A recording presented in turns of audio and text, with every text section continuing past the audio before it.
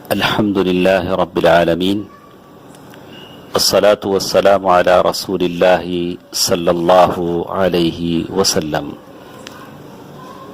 محترم حضرات و خواتین، اللہ تبارک و تعالی آپ اور مجھے تمام کو اللہ تبارک و تعالی عافیت میں رکھے، بلاؤں سے، مصیبتوں سے، بیماریوں سے حفاظت میں رکھے۔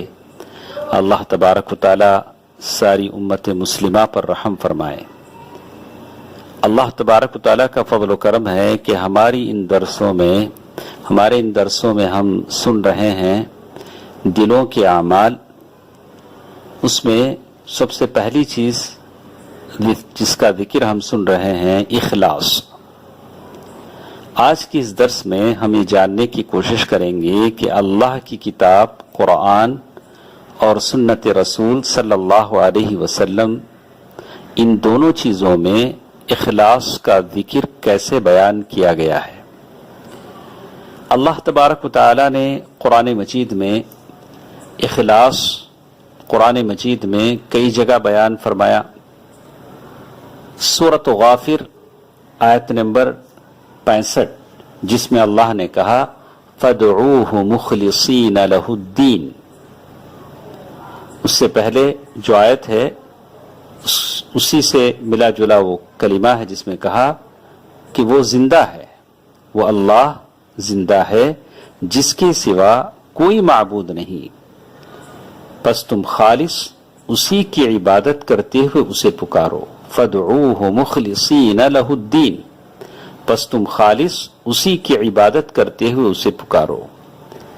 اگر ہماری قوم اس ایک آیت کو سمجھ لیتی تو ہرگز خبروں پر اپنی پیشانیاں نہ جھکاتی جن کے بارے میں کہا گیا کہ وہ اپنے قبروں میں ہیں، وہ نفع و نقصان کے مالک نہیں ہیں۔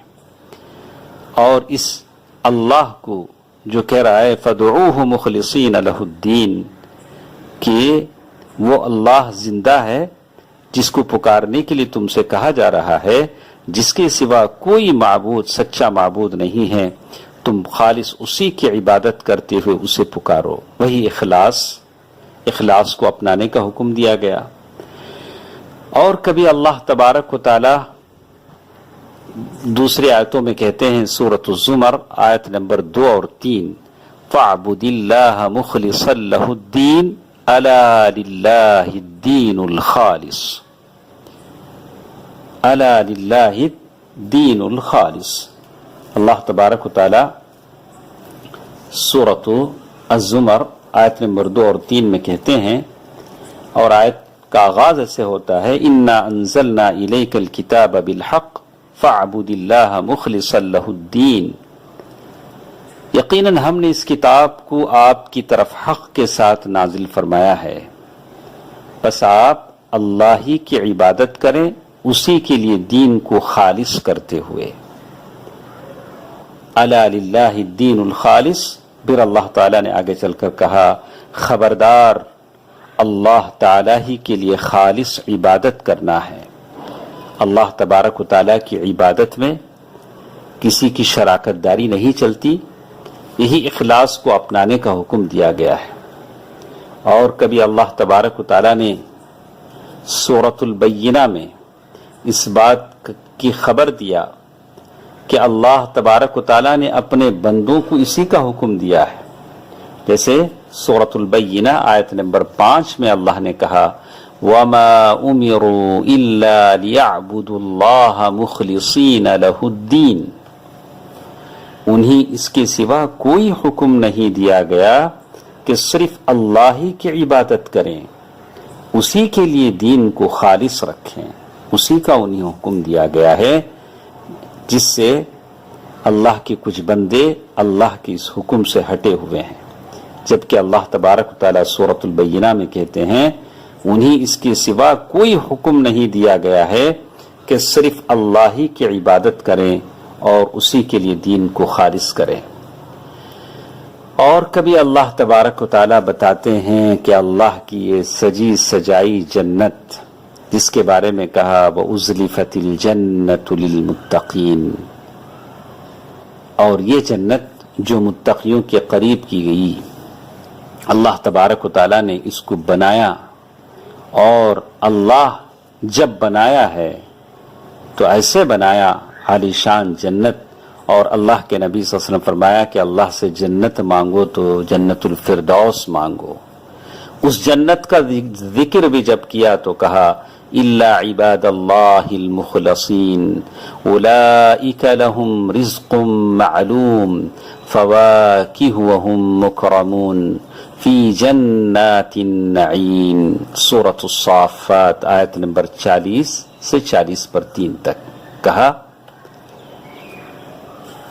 کہ یہ جنت جس کے بارے میں کہا کہ ان کے لیے اولئک لہم، جیسے اللہ تبارک و تعالیٰ نے کہا الا عباد اللہ المخلصین، یہ جو جنت ہے وہ جنت اللہ تعالیٰ کے خالص، اللہ تبارک و تعالیٰ سے ان بندوں کے لیے ہے جو چنندہ خالص بندے ہوں، ان بندوں کے لیے جنت ہے۔ الا عباد اللہ المخلصین اولئک لہم رزق معلوم، انہی کے لیے مقررہ روزی ہے، ان کے لیے وہاں کی جو جنت کی نعمتیں ہیں، جنت بڑی قیمتی ہے تو اس کو حاصل کرنے کے لیے بھی کوششیں کرنی پڑتی ہے۔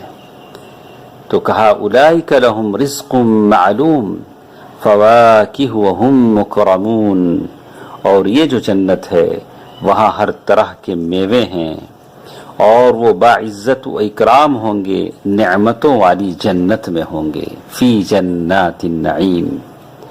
اور کبھی آپ دیکھیں گے اخلاص کی بات بتاتے ہوئے ہمارے رب نے یہ بھی کہا کہ اگر شیطان کی برائی سے، اگر اس کی گمراہی سے اور اس کے پنجے سے اگر کوئی بچ سکتا ہے تو وہ مخلص ہی بچ سکتا ہے، اخلاص کو اپنانے والا ہی بچ سکتا ہے۔ اللہ تبارک و تعالیٰ نے سورۃ الصاد آیت نمبر 82 اور 83 جس میں اللہ نے کہا قال فبعزتك لأغوينهم أجمعين إلا عبادك منهم المخلصين، اللہ تبارک و تعالیٰ کہتے ہیں، کہنے لگا پھر تو تیری عزت کی قسم میں ان سب کو یقیناً بہکا دوں گا سوائے تیرے ان بندوں کو جو مخلص ہوں اور پسندیدہ ہوں، چنندہ ہوں۔ تو اخلاص کی اتنی بڑی اہمیت میرے اور آپ کے سمجھ میں آتی ہے۔ البتہ احادیث میں اس کا بڑا ذکر ہے، انشاءاللہ کل کے درس میں ہم اسے سنیں گے۔ اللہ تعالیٰ مجھے اور آپ کو عمل کی توفیق دے، آمین۔